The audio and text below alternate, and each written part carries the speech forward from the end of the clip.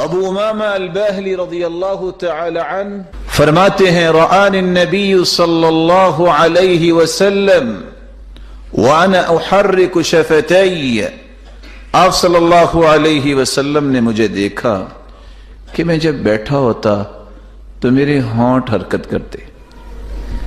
پوچھا یا ابا امامہ بأي شيء تحرك شفتيك، یہ آپ کی ہونٹ حرکت کرتے مجھے نظر آتے ہیں، کیا پڑھتے ہو؟ قال اذکر اللہ، اللہ کے رسول آپ نے تو فرمایا تھا کہ نجات ملتی اس کو ہے دنیا کی مصیبتوں اور دکھوں اور غموں سے، اور اسی طرح قبر اور حشر سے جو کثرت سے ذکر کرتا ہے۔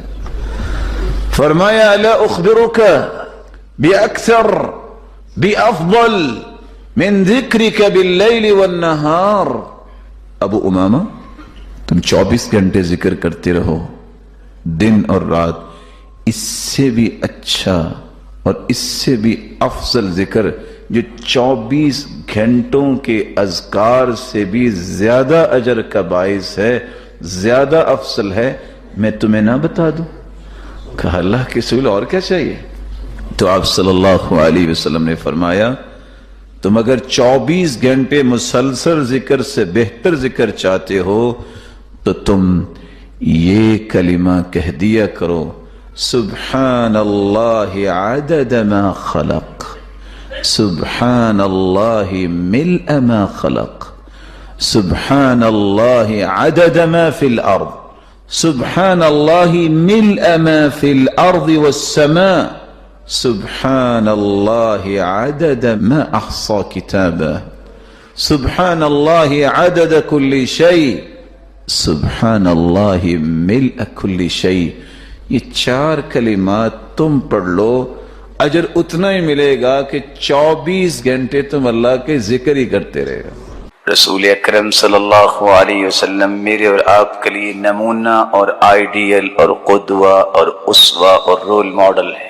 کس چیز میں؟ عبادات میں، عقائد میں، معاملات میں، سیاست میں، اقتصادیات میں، معاشرت اور معیشت میں، بلکہ جملہ زندگی کے زاویوں میں۔ رفاہ عامہ کی طرف اور تڑپ رکھنے والے کے لیے ذمہ داری ہے، اگر وہ نماز نہیں پڑھتا پوری دنیا کو بلڈ کر لے کچھ نہیں ملے گا۔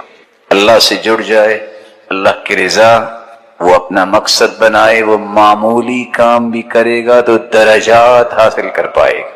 وقت چونکہ ختم ہوا اور بہت سارے زاویے باقی ہیں، میں صرف ایک حدیث پہ اکتفا کروں گا۔ آپ کی زندگی کا سب سے خوبصورت رویہ عبادت و ریاضت کے بعد وہ کون سا رویہ تھا کہ آپ دنیا کے ہر معاملے میں مثالی تھے؟ سیدہ خدیجہ رضی اللہ تعالی عنہا نے 6 باتوں کا تذکرہ کیا ہے۔ جب اللہ کی رسول صلی اللہ علیہ وسلم پریشان ہوئے تو فرمایا واللہ لا یخزیک اللہ ابدا، اے اللہ کے پیغمبر، اللہ کی قسم اللہ کبھی آپ کو پریشان نہیں ہونے دیں گے، کیونکہ آپ کے اندر 6 صفات ہیں۔ انک لتصدق الحدیث، آپ سچ بولتے ہیں، وتصل الرحم، رشتہ داروں سے اچھا برتاؤ کرتے ہیں، وتحمل الکل، لوگوں کے بوجھ اٹھاتے ہیں، وتکسب المعدوم، جس کے پاس کچھ نہیں ہوتا اس کو کما کے دیتے ہیں، وتعین علی نوائب الحق، وتقری الضیف، آپ مہمان نواز ہیں اور جہاں حق کی بات ہو وہاں حق کے ساتھ کھڑے ہو جاتے ہیں۔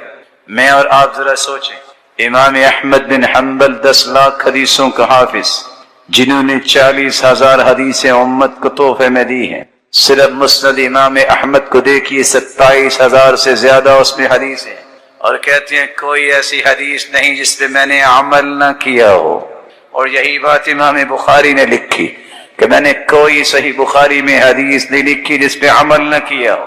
حدیث لکھ رہے تھے کہ اللہ کے رسول نے حجامہ کروایا اور 1 دینار ابو طیبہ کو دیا، قلم رکھ دی، اٹھے جا کے حجامہ کروایا اور 1 دینار دے کے واپس آ کے حدیث لکھنا شروع کر۔ انک لتحمل الکل، دیانتداری سے بتائیے زندگی میں ہم نے کتنی مرتبہ لوگوں کا بوجھ اٹھایا، کسی کا سامان بوڑھے ضعیف کمزور کا پکڑ کے گاڑی پہ رکشے پہ کسی چیز پہ رکھوایا، اللہ کے رسول سے بوجھ نہیں اٹھاتے تھے بلکہ لوگوں کے بوجھ بھی اٹھاتے. 1000 لوگ آ کے اپنی پریشانی بتاتے، امانت ختم، تسلی سلمان کی بات دیتے، خوش خرم لوگ واپس چلے جاتے. ہمارے پاس لوگوں کی باتیں سننے کا ٹائم نہیں. لوگوں کا بوجھ اٹھانا تو بڑی بات. تکسب المعدوم، وہ تو جس کے پاس کچھ نہیں ہوتا تھا اس کو کما کے دیتے. سچ بتائیے کتنے لوگ ہیں جنہوں نے اس کو کما کے دیا جس کے پاس کچھ نہیں ہے. لوگ تو اس کے لیے بھی تیار نہیں جس کے پاس کچھ ہے کہ پارٹنر بنا لیں، کہتے نہیں، شامل نہیں کر سکتے. اللہ کے رسول صلی اللہ علیہ وسلم مہمان نوازی کرتے. سوچئے کتنی مطلب جان بوجھ کے ہم نے نیگلیکٹ کیا کہ نہ ہی فلاں آئے تو اچھا ہے. رشتہ داروں کے ساتھ معاملات کو دیکھیے. اللہ کے رسول صلی اللہ علیہ وسلم نے اپنی زندگی کا طریقہ بتایا، جہاں بھی حق بات ہوتی فوراً پہنچتے. رسول اللہ صلی اللہ علیہ وسلم نے فرمایا 7 یجرى للعبد بعد موته وهو في قبره. 7 ایسے اعمال ہیں انسان مٹی میں مٹی ہو جائے گا لیکن ان کی نیکی ختم نہیں ہوگی. قیامت تک اس کے لیے 7 اعمال صدقہ جاریہ بن جائیں گے. من علم علما ونشرہ، جو کسی کو علم سکھاتا ہے یا اس کی نشر و اشاعت کا کام کرتا ہے. عالم علم سکھاتا ہے، کوئی عالم نہیں بن سکا تو محروم نہیں ہوگا. اس عالم کے ساتھ کھڑا ہو جائے، اس کے علم کو دنیا تک پہنچانے کا بندوبست کرے، برابر کا شریک ہے. قرآن مجید، قرآن یہ قرأ یقرأ قراءة سے فعلان کے وزن پر ہے، جس کا مطلب ہے الجمع والضم والاجتماع. کسی چیز کو جمع کرنا، کسی چیز کو ملانا، کسی چیز کو اکٹھا کرنا. قرآن مجید کو قرآن مجید اسی لیے کہتے ہیں کہ اللہ رب العزت نے سابقہ تمام الہامی کتب کے علوم و فنون کو اس میں جمع کر دیا ہے. قرآن مجید کو قرآن مجید اس لیے کہتے ہیں کہ اللہ رب العزت نے تمام صحیح ترین قصص کو اللہ رب العزت نے اس قرآن مجید میں صحیح قصوں کو جمع کیا ہے. قرآن مجید کو قرآن مجید اس لیے کہتے ہیں کہ اس میں انسانیت کی ضروریات کو اللہ تعالیٰ نے جمع کر دیا ہے. ایک انسان اگر قرآن مجید کو دستور حیات بنا لیتا ہے تو اس کی تمام تر ضروریات کو پورا کرنے کا علم اللہ تعالیٰ نے اس قرآن میں رکھا. بلکہ اس پر مستضاد قرآن مجید کو قرآن مجید اس لیے کہتے ہیں کہ اللہ رب العزت کے اس پاک کلام کے ذریعے ہی عالم اسلام میں بکھری ہوئی امت اسلامیہ کو جمع کیا جا سکتا ہے. اگر پوری امت کو جمع کیا جائے تو وہ قرآن مجید کے نام پہ ہی جمع کیا جا سکتا ہے، کیونکہ قرآن مجید میں کوئی اختلاف نہیں. اور جو شخص قرآن مجید میں اختلاف کرتا ہے ہر مومن کو اس کے ایمان سے اختلاف ہو جاتا ہے. اللہ رب العزت نے اس قرآن کے اوصاف کو بیان کیا ہے. یہ قرآن مجید بہت بڑا ذکر ہے، ارشاد ربانی ہے. اِنَّا نَحْنُ نَزَّلْنَا الذِّكْرَ وَإِنَّا لَهُ لَحَافِظُونَ. اس ذکر کو ہم نے نازل کی اور اس کی حفاظت کی ذمہ داری بھی ہم نے اٹھائی. یہ ایسا آفاقی ذکر ہے جس شخص کو یہ نصیب ہو جائے اللہ رب العزت اس کے تذکرے بھی دنیا میں پھیلا دیتے. یہ کتاب ہدایت ہے، ارشاد ربانی ہے. الف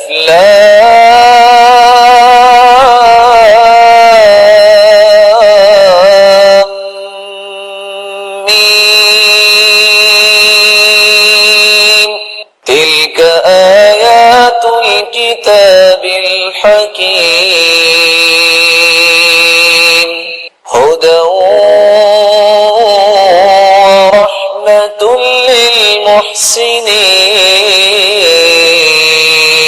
للمحسنین. یہ اللہ کی نشانیاں، یہ ہدایت ہے، یہ رحمت ہے کن لوگوں کے لیے؟ جو احسان کرنے والے ہیں. اللہ رب العزت نے اس کو فرقان بھی کہا ہے.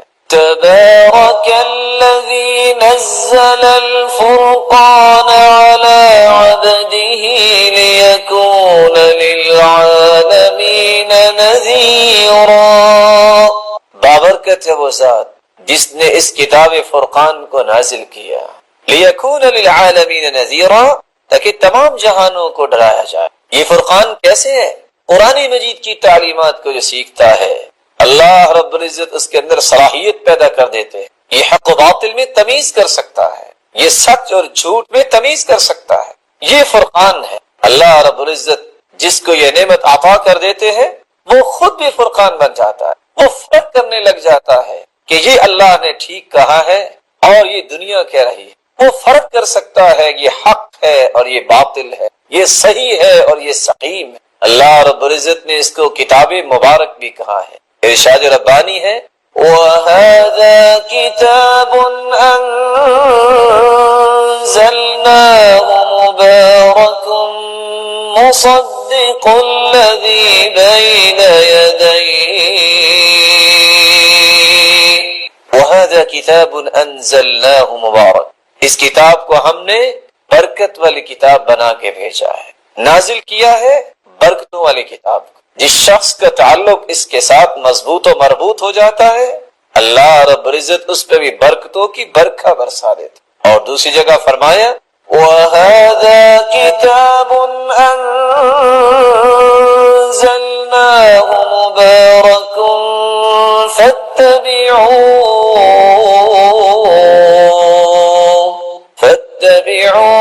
وَاتَّقُوا لَعَلَّكُمْ تُرْحَمُونَ.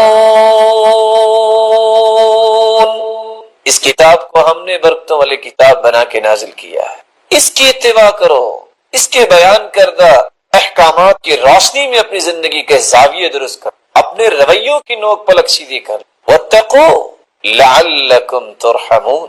اللہ کی رحمت کے متلاشی ہو تو اس کتاب ہدایت کی، اس کتاب مبارک کی اتباع کر لو، اس کی روشنی میں اپنی زندگی کو ڈھال لو. اللہ رب العزت نے اس کو کتاب نور بھی کہا ہے. یہ روشنی ہے.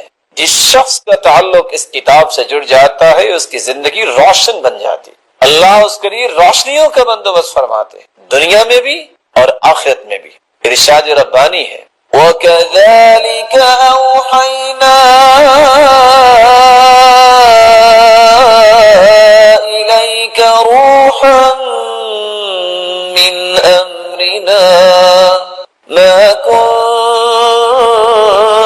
تَدْرِي مَا الْكِتَابُ وَلَا الْإِيمَانُ وَلَكِنْ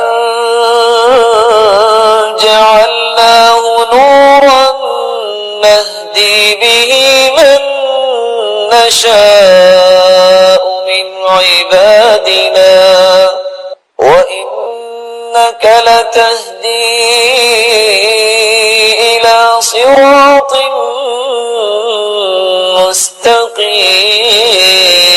مُسْتَقِيمٍ. وَكَذَلِكَ أَوْحَيْنَا إِلَيْكَ رُوحًا مِّنْ أَمْرِنَا. اے میرے پیارے پیغمبر صلی اللہ علیہ وسلم، ہم نے آپ کی طرف اس قرآن کو نازل کی. مَا كُنْتَ تَدْرِي مَا الْكِتَابُ وَلَا الْإِيمَانُ. کتاب اور ایمانیات کے متعلق ہم نے آپ کو علم دیا، آپ کے پاس اس سے پہلے یہ علم نہ تھا. وَلَكِنْ جَعَلْنَاهُ نُورًا.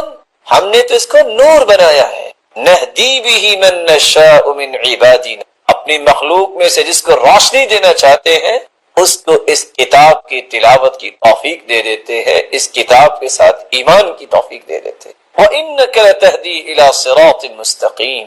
تجھے تو میں نے پوری کائنات سے اعلیٰ بنایا ہے اور صراط مستقیم پر آپ گامزن ہیں اور آپ دنیا کو بھی صراط مستقیم پر گامزن کریں. یہ کتاب ہدایت، یہ کتاب فرقان، یہ کتاب نور، یہ کتاب مبارک، یہ کتاب حکمت، اس کے بارے میں اللہ کے رسول صلی اللہ علیہ وسلم نے فرمایا تھا من قرأ حرفا من کتاب اللہ فله به حسنة والحسنة بعشر أمثالها لا أقول ألف لام ميم حرف بل ألف حرف ولام حرف ومیم حرف.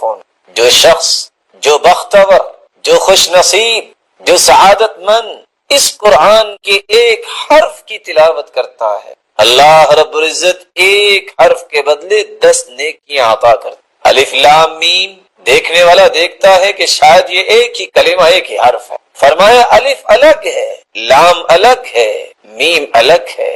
کوئی الف لام میم پڑھ لیتا ہے اللہ رب العزت اسے 30 نیکیاں عطا کر دیتے. اور ان نیکیوں کی قدر تو اس کو ہوگی جس کو یہ پتا ہے کہ قیامت کو اگر ایک نیکی کی ضرورت پڑ گئی تو کوئی نیکی دینے کے لیے تیار نہیں ہوگا. اور اس لیے اللہ رب العزت قرآن مجید میں فرماتے ہیں یوم یفر المرء من اخیہ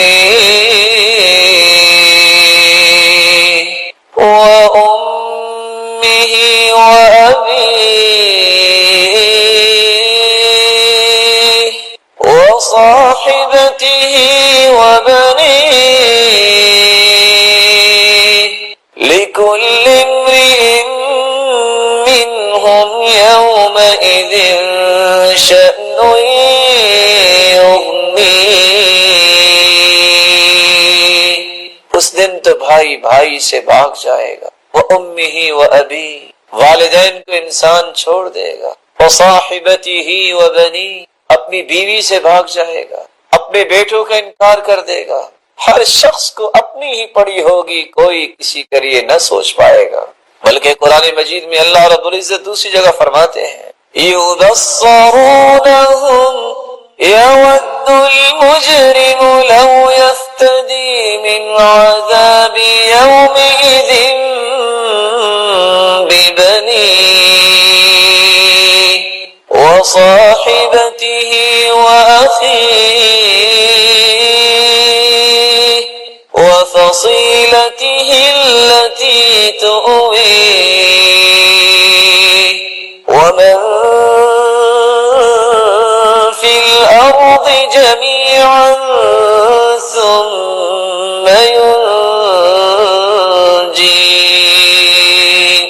کل قیامت کو جب مجرم کو جہنم نظر آئے گی یود المجرم لو یفتدی من عذاب یومئذ ببنی, وہ کہے گا اے اللہ میرے بچوں کو جلا دے, مجھے چھوڑ دے. وصاحبتی واخی اے اللہ میری بیوی کو جلا دے, مجھے چھوڑ دے.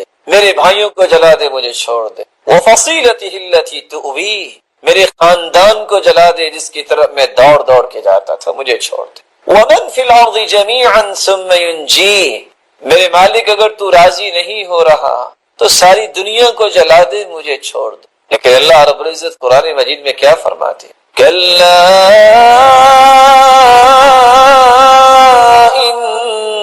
انہا لظى نزاعة للشوى کلا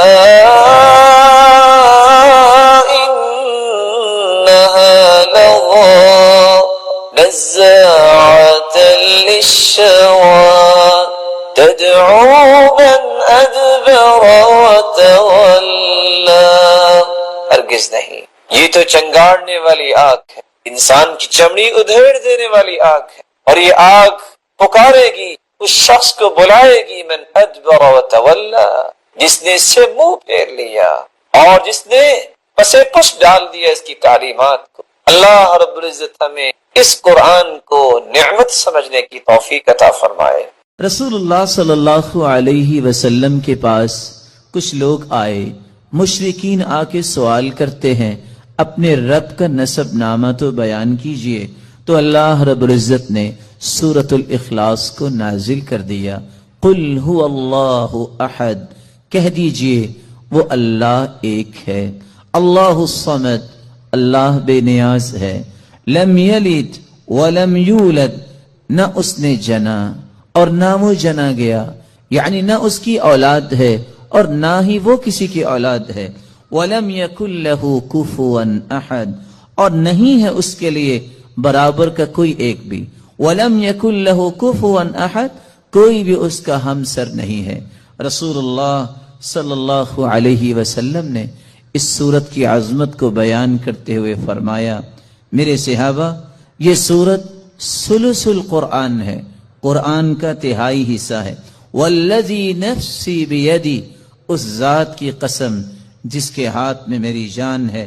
انہا لتعدل ثلث القرآن یہ سورت اخلاص قرآن مجید کا تہائی حصہ ہے. اور دوسری روایت کے الفاظ ہیں رسول اللہ صلی اللہ علیہ وسلم نے فرمایا تم میں سے ہر شخص یہ کام تو کر سکتا ہے اگر وہ کرنا چاہے. وہ کام کیا ہے؟ تم میں سے کوئی اس بات سے عاجز ہے کہ وہ ایک رات میں تہائی قرآن پڑھ لے؟ أيعجز أحدكم أن يقرأ ثلث القرآن في ليلة فإنه من قرأ قل هو الله أحد الله الصمد في ليلة فقد قرأ ليلته ثلث القرآن. جو رات کے وقت سورۃ الاخلاص کی تلاوت کر لیتا ہے گویا کہ اس نے قرآن کا تہائی حصہ پڑھ لیا. قرآن کے تہائی حصے کا معنی بیان کرتے ہوئے علماء نے یہ بھی لکھا ہے کہ قرآن مجید کے اندر 3 اساسی مقاصد بیان کیے گئے ہیں. اللہ کی توحید کو بیان کیا گیا، اللہ کے اوامر اور نواہی کو بیان کیا گیا، اللہ تعالیٰ کے پیارے پیغمبروں اور پھر ان کی قوموں کے اخبار و قصص کو بیان کیا گیا. تو سورۃ الاخلاص علم التوحید، توحید کا ایک مرکز ہے، توحید کی حقیقت کو کھولنے والی یہ سورت ہے. اس لیے رسول اللہ صلی اللہ علیہ وسلم نے فرمایا جس شخص کی محبت سورۃ اخلاص سے ہوگی یہ محبت اسے جنت تک لے جائے گی. جامع ترمذی کی روایت ہے کہ ایک آدمی اللہ کے رسول صلی اللہ علیہ وسلم کے پاس آیا اور کہنے لگا انی احب هذه السورہ، اللہ کے رسول صلی اللہ علیہ وسلم مجھے اس سورت سے بہت محبت ہے. کون سی سورت؟ قل هو اللہ احد. فقال ان حبک ایاها یدخلک الجنہ. یاد رکھنا اس سورت کے ساتھ تیری محبت تمہیں جنت میں لے جائے گی. یہاں تک رسول اللہ صلی اللہ علیہ وسلم نے فرمایا من قرأ قل هو اللہ احد 10 مرات بنى اللہ له بیتا فی الجنہ. جو شخص 10 مرتبہ سورۃ الاخلاص پڑھ لیتا ہے اللہ تعالیٰ اس کا جنت میں گھر بنا دیتے ہیں. یہی وجہ ہے رسول اللہ صلی اللہ علیہ وسلم نے فرمایا کہ سورۃ الاخلاص قرآن مجید کی بہترین سورت ہے. نعم السورتان ہما یقرآن فی الرکعتین قبل الفجر. قرآن مجید کی سب سے خوبصورت صورتیں جو فجر کی نماز سے پہلے 2 رکعتوں کے اندر پڑھی جاتی ہیں. قل یا ایھا الکافرون اور قل هو اللہ احد. بلکہ اس سورت کے الفاظ اللہ کے ہاں اتنا مقام رکھتے ہیں، ان الفاظ کے ساتھ اگر دعا کی جائے تو یہ اس میں اعظم بن جاتا ہے. جو بھی دعا کی جائے اللہ اس دعا کو رد نہیں کرتے. رسول اللہ صلی اللہ علیہ وسلم کے صحابی بیان کرتے ہیں میں رسول اللہ صلی اللہ علیہ وسلم کے ساتھ مسجد میں داخل ہوا، ایک شخص نماز پڑھ رہا تھا اور دعا کر رہا تھا اللہم انی اسألک بأنی اشہد ان لا الہ الا انت الاحد الصمد الذي لم يلد ولم يولد ولم يكن له كفوا احد.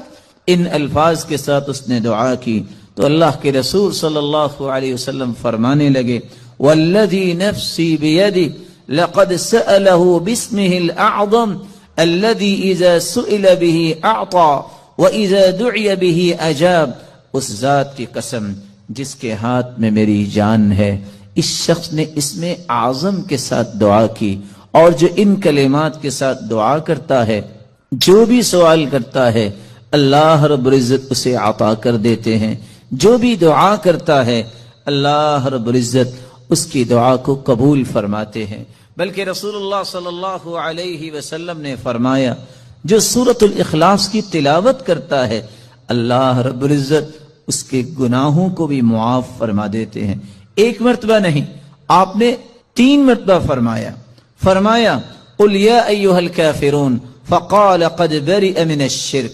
ایک آدمی کو قل یا ایھا الکافرون پڑھتے سنا، آپ نے فرمایا یہ شرک سے بری ہو گیا. دوسرے شخص کو سنا وہ قل هو اللہ احد پڑھ رہا تھا، فقال غفر له، اللہ رب العزت نے اس کے گناہوں کو معاف کر دیا ہے. رسول اللہ صلی اللہ علیہ وسلم کے صحابی سیدنا کعب رضی اللہ تعالی عنہ نے کتنی خوبصورت بات کی.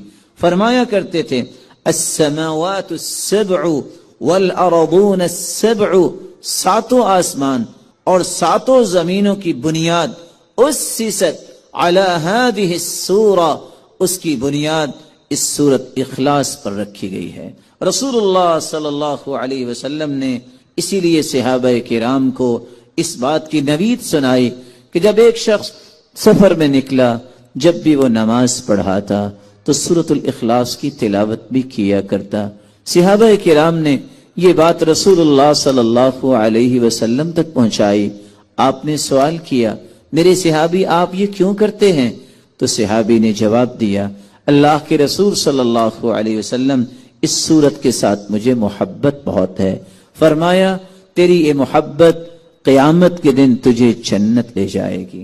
رسول اللہ صلی اللہ علیہ وسلم نے سورۃ الاخلاص کے ساتھ ساتھ بقیہ دو صورتیں سورۃ الفلق اور سورۃ الناس، ان تینوں صورتوں کی تلاوت کے بارے میں بھی مسلمانوں کو نوید سنائی کہ انجیل اور زبور اور تورات کے اندر ایسی کوئی صورتیں نہیں جس طرح کی یہ تین صورتیں ہیں، بلکہ رسول اللہ صلی اللہ علیہ وسلم نے فرمایا مسلمانوں قل هو اللہ احد والمعوذتین، قل هو اللہ احد اور آخری دو صورتیں حین تمسی وتصبح 3 مرات تکفیک من کل شیء، اگر کوئی شخص 3 مرتبہ پڑھ لیتا ہے صبح کے وقت اور 3 مرتبہ پڑھ لیتا ہے شام کے وقت تو ہر چیز سے یہ تینوں صورتیں کفایت کر جائیں گی۔ رسول اللہ صلی اللہ علیہ وسلم نے ان تین صورتوں کو بہترین دم قرار دیا۔ رسول اللہ صلی اللہ علیہ وسلم کی زوجہ مطہرہ قد افلح المؤمنون الذين هم في صلاتهم خاشعون والذين هم عن اللغو معرضون والذين هم للزكاة فاعلون والذين هم لفروجهم حافظون۔ فلا پاکے ہیں وہ مومن جن کی نمازوں میں خشوع ہے، اور ساتھ اللہ نے 1 سے 2 3 4 باتیں بتا دی کہ اگر کوئی شخص چاہتا ہے کہ خشوع مجھے مل جائے، سب سے پہلا قاعدہ وہ اختیار کرے کہ میں نے لغویات سے اپنے آپ کو بچانا ہے، میں نے اپنی ذمہ داریوں کو ادا کرنا ہے، اپنے مال کی برکت، مال کی پاکیزگی، سوچ میں برکت، سوچ کی پاکیزگی اس وقت تک ممکن نہیں جب تک میرے مال کی زکوٰۃ ادا نہیں ہو۔ اور تیسری بات، عزت پہ کوئی کمپرومائز نہیں، اللہ کی نافرمانی کی طرف نہیں جائے گا۔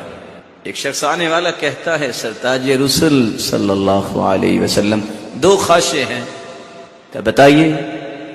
کہ جی چاہتا ہے میں کائنات میں سب سے نیک بن جاؤں۔ کتنی بڑی خواہش! قال اتق المحارم تکن اعبد الناس، حرام چیزوں کے قریب نہ جانا، تم سے بڑھ کے دنیا میں کوئی نیک نہیں ہوگا۔ کہا سرتاج رسول ایک اور بھی خواہش ہے، کہا فرمائیے؟ کہ جی چاہتا ہے جس طرح میں پوری دنیا سے نیک بن جاؤں، پوری دنیا سے امیر بھی بن جاؤں۔ کہا بن سکتے ہو؟ وارض بما قسم اللہ لک تکن اغنى الناس، جو کچھ اللہ نے تمہیں دیا ہے اس پہ راضی ہو کے کہہ دو الحمدللہ، اللہ تیری ہی تعریفیں ہیں، میں تو اس لائق نہیں تھا جو تو نے عطا کر دیا ہے۔ تم پوری کائنات سے امیر اور غنی بن جاؤ۔ نماز کے اندر جس شخص کے جسم اور اعضاء میں سکون پیدا نہیں ہوتا وہ خشوع کو نہیں سمجھتا۔ تیسرا معنی التواضع، جب تک اس کے اندر عز و انکساری نہیں آتی نماز پڑھتے وقت، اس وقت تک بھی وہ خشوع کا معنی نہیں سمجھا۔ وَإِنَّهَا لَكَبِيرَةٌ إِلَّا عَلَى الْخَاشِعِينَ،